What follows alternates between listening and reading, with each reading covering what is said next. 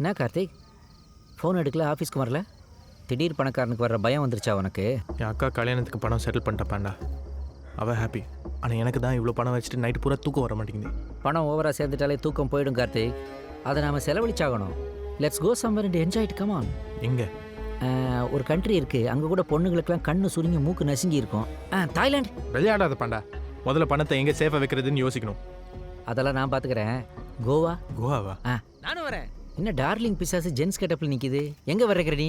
கோவா போகிறேன் நீங்களே? இல்லை இப்போ கோ அப்புறம் வா அப்படின்னு பேசிகிட்டு இருந்தோம். இன்னும் கொஞ்சம் பெட்டராக சமாளிச்சிருந்துருக்கலாம். நீங்கள் பேசுனது எல்லாத்தையும் கேட்டேன், நானும் வருவேன்.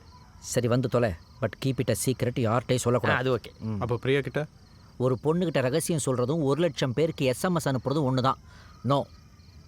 சரி, நான் போய் பாஸ்போர்ட்லாம் எடுத்துகிட்டு வந்துடுறேன். கரன்சிலாம் சேஞ்ச் பண்ணணும், பிக்கினி வேறு வாங்க. என்னடா கோவாக்கு போய் பாஸ்போர்ட் ரெடி பண்ணுறேன்றா? கோவா ஃபாரின் தானே.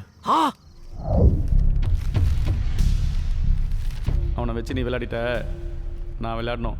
வர சொல்லு. இன்னொரு வெட்டலாம் விளையாட மாட்டான். காக்கி ரொம்ப துள்ளுது, சொல்லி வை. சரி நீ போ.